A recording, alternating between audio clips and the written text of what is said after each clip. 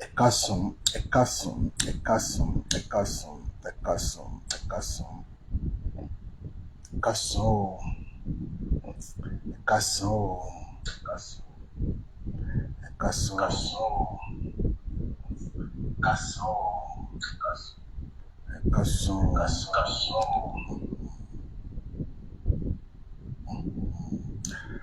All right, kọ́ra bá mi lò fáànù yẹn díẹ̀ tó bá ṣe lò sí. Ṣé lò mọ́? Ó manage wa náà ni, wọ́n sábà studio wa kọ́ la wa. Ó manage wa náà ni, ó manage wa náà ni. Ekason, gbogbo ọmọ Nàìjíríà tó wà ní ìlú Côte d'Ivoire, gbogbo yìí ni à ń kí. Àwọn èèyàn ti ń pè wá, àwa náà à ní pẹ́ lọ síbi tí a ti fẹ́ wo bọ́ọ̀. Nǹkan tó bá ṣẹlẹ̀ ẹ ti rí báyìí, ọ̀nà tí wọ́n bá wọ ẹ̀yìn yín, ọ̀nà ìdílékì yẹn ni wọ́n ti rọra ṣe yẹn. Ṣùgbọ́n ká tó lọ, níta bá wá, kò yẹ ká kọ́kọ́ ṣe. A kí gbogbo ẹ̀yin ará Côte d'Ivoire tó ń jẹ́ Abidjan, a kí yín àlọ́ inógo ẹnu. Ẹ ṣé gan o tí ẹ wẹ́kọ̀mù wa ní ìlú Abidjan. Àmọ́ lóore, a dúpẹ́ ní ọ̀pọ̀lọpọ̀. Ẹ ṣeun gan, ẹ ṣé gan, ẹ ṣé gan, ẹ ṣé gan, ẹ ṣé gan, ẹ ṣé gan. Bá Suleiman ló ní kí n àwọn ló rán mi sí everybody. Gbogbo àwọn tá jẹ́ ọmọ Côte d'Ivoire, tá jẹ́ ọmọ Nàìjíríà, wọ́n ní bọ́ọ̀ tí wọ́n fẹ́ gbá lọ́jọ́ ti tòní. Ṣé ń pé ìlú wọn la wà? Ẹ jẹ́ ká ṣe jẹ́jẹ́, ẹ jẹ́ ká ṣe báwo ni wọ́n ṣe máa sọ, ká ṣe pẹ̀lẹ́pẹ̀lẹ́, ká ṣe pẹ̀lẹ́pẹ̀lẹ́. Ìgbà táwa dé ìlú yìí, oríṣiríṣi nǹkan òun ni a gbọ́. Àwọn tó gbọ́ French ni wọ́n gbọ́. French náà ti fi sọ wípé àwọn máa ná Nàìjíríà, àwọn máa ná Nàìjíríà, pé táwọn bá ná Nàìjíríà tán, pé tí Nàìjíríà bá ná àwọn á dá wà lálẹ́. Ṣùgbọ́n kò sí tó kà wá pẹ̀lú nǹkan táwa bá wá, nǹkan nìyẹn. Ṣùgbọ́n káwa náà kàn wà, káwa náà lọ sójú Nàìjíríà. Wa Suleiman ló ní káwa náà lọ sójú Nàìjíríà níbi bọ́ọ̀lù. Ṣùgbọ́n bọ́ọ̀ tá fẹ́ gbá, final tá fẹ́ gbá lọ́jọ́ ti tòní, ẹ dákun gbogbo ẹ̀yin ọmọ Nàìjíríà tẹ́ wà l'Abidjan, jẹ́ ká ṣe pẹ̀lẹ́pẹ̀lẹ́. Tí ò bá ṣe é sí, tó bá lè wo bọ́ọ̀ ní field, try jókòó nínú ilé ẹ, wo TV ẹ kó wò. Wọ́n táwọn gan fi license láti fi lè jáde ni pé torí pa jẹ́ press. Nǹkan làwọn gan fi jáde. Irú òní nìsín, ọlọ́pàá ti mú mi, mo dẹ̀ yọ press kìíní mi, ID card mi mo dẹ̀ yọ, wọ́n dẹ̀ bẹ́rí. Mo ní àṣìṣe press wa yìí àtúntẹ̀, wọ́n ti ẹ̀mọ́ fálò wa ní kíní, wọ́n tún ń tẹ̀lé wa káàkiri ni pé ká gbà báyìí, ká gbà báyìí, ká gbà báyìí, ká gbà báyìí. Ẹ dákun gbogbo ẹ̀yin tẹ́ ẹ jẹ́ ọmọ Nàìjíríà tẹ́ ẹ wà ní ìlú Abidjan, ẹ jẹ́ ká ṣe pẹ̀lẹ́pẹ̀lẹ́ pẹ̀lú bọ́ọ̀ tí wọ́n fẹ́ gbá ní ọjọ́ ti tòní. Àwa náà máa ṣe kíni, àwa náà máa wà ń bẹ̀, àwa náà máa wà ń bẹ̀. Àbáwá Suleiman làwa náà máa wà ń bẹ̀, ṣùgbọ́n wọ́n padà tó bá wọn náà fẹ́ wá wo bọ́ọ̀lù. Àwa náà máa wà l'Abidjan. Láìpẹ́ gan tá fẹ́ ká parí program ni. Aago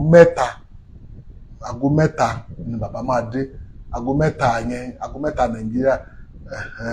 aago mẹ́ta wa níbi bí, that's aago mẹ́rin Nàìjíríà kọ́ nìyẹn.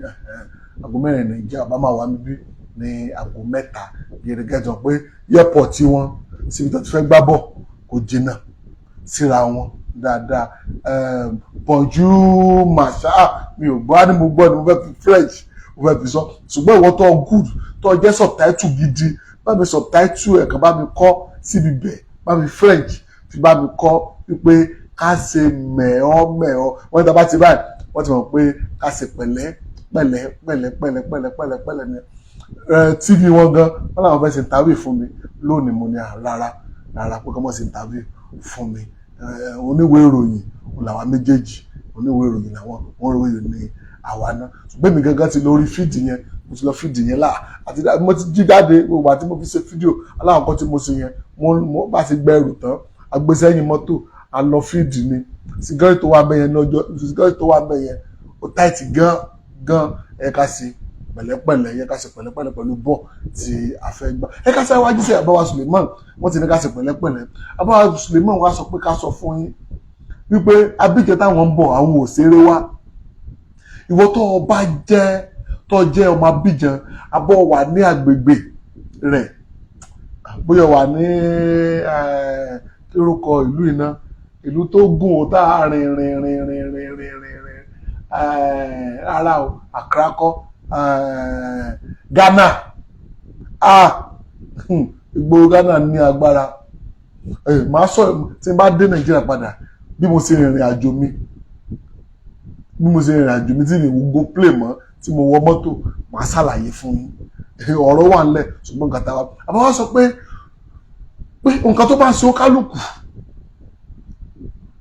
mọ́ fi sábẹ́ aṣọ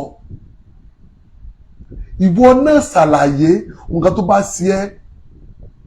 ẹ yẹ kí n wá nọ́mbà Abidjan yẹn nọ́mbà Abidjan mi gẹ́gẹ́ tí ń dá àwọn èèyàn ti mú nọ́mbà o nọ́mbà tá a wà ní ìsìn àti wà ní 205 la wà báyìí láwọn tán ti mú nọ́mbà kalẹ̀ 205 wọ́n ti mú nọ́mbà kalẹ̀ 205 +22 50 57 68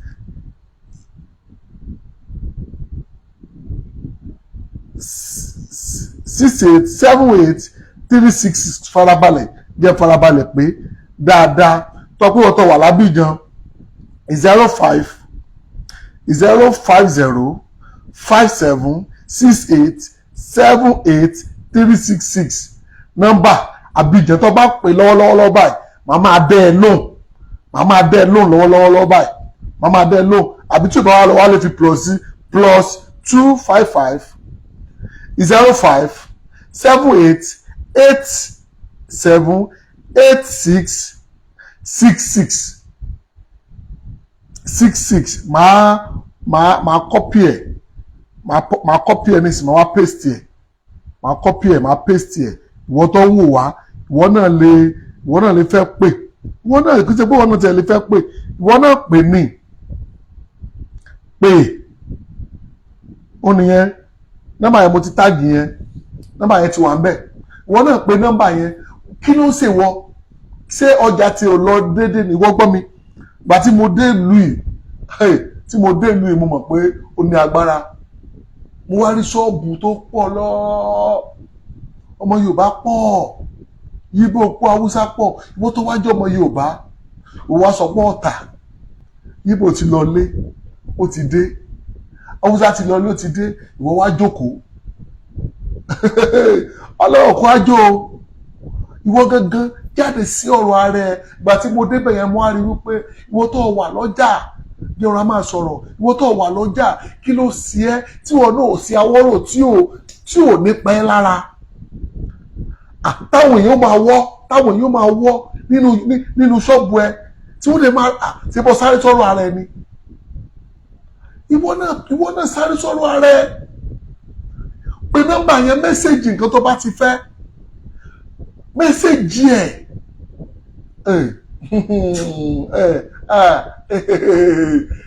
àwọn èèyàn ti ń pè mí ná wípé àwọn nídìí agbójẹ̀dí àwọn nídìí lawafin àwọn ṣe kinní kan tó wá pé lawafin ló kàn lọ́rọ̀ tiẹ̀ kò sí wàhálà tó wá pé kí ìwọ ọkọ lè máa tà ní kò sí wàhálà tó wá pé nǹkan ọ̀la irú program tá a ṣe owó tútù yẹn ó ti wà ń bí bàbá ti kó dé kì í máa ṣe ọ̀rọ̀ eré a máa ṣe first ẹ fún mi first yẹn náà a máa ṣe first ó mọ̀ ní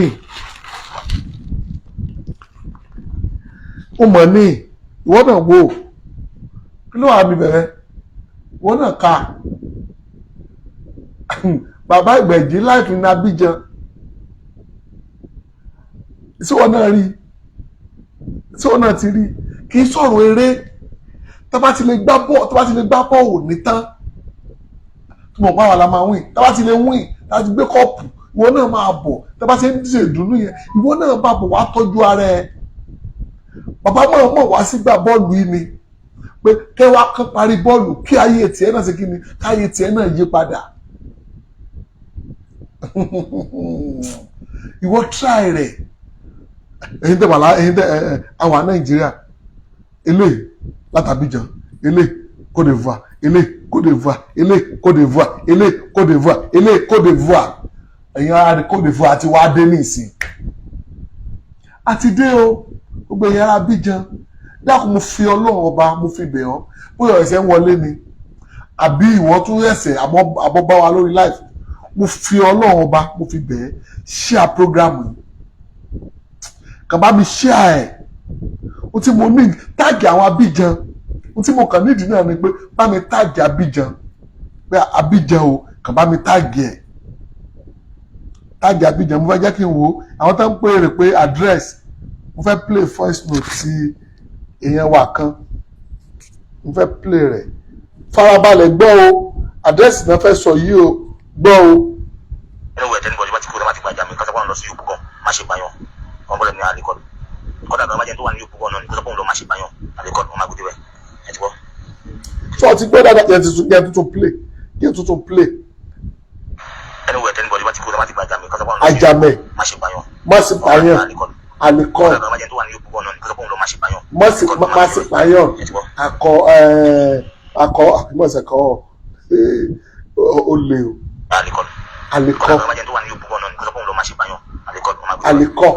ìgbà tí mo débi bẹ̀ yẹn lánàá nígbà tí mo débẹ̀ yẹn lánàá nígbà tí fẹ́ dáhùn yẹn ló ojú títì ló wà ní màsígọ̀ yẹn ní màsígọ̀ yẹn ògùn màsíkọ̀ màsípààyàn àbùgọ́ ìwọ náà farabalẹ̀ gbọ́ dáadáa kì í ṣe pé wàá máa pè mí gbọ́ dáadáa gbọ́ jẹ́ màá tuntun play gbọ́. mo ti sẹ́ndẹ̀ sí ní fresh ẹnu wẹ̀ tẹ́nibọ̀dì bá ti kúrò láti gbàjà mi kọ́sọ́pọ̀ lọ sí yòókù gan má ṣe pààyàn wọn bọ́lẹ̀ ní àlékọ́lù kọ́dà bí wọ́n bá jẹ́ tó wà ní yòókù gan náà ní kọ́sọ́pọ̀ lọ má ṣe pààyàn àlékọ́lù wọn má gbé rẹ̀ ẹ̀ ti bọ́. abgọ́ la wà abukọ́ nàbí ń la wà. kọ́dà bí wọ́n bá jẹ́ tó wà ní yòókù gan náà ní kọ́sọ́pọ̀ lọ má ṣe pààyàn àlékọ́lù wọn má gbé rẹ̀. má ṣe pààyàn abgọ́ ibẹ̀ la wà èmi ti wà nílùú Abidjan lọ́wọ́ báyìí èmi ti wà nílùú Abidjan o ti wà ní ìlú Abidjan lọ́wọ́lọ́wọ́ báyìí ìwọ náà try irú ìṣòro wo ni wọ́n kojú wọ́n tún ní kí tún nọ́mbà yẹn pè síbí ni mo ti tag ẹ̀ sójú ẹ̀ mo ti tag ẹ̀ ṣé bí nìyẹn mo ti tag ẹ̀ ó ní +22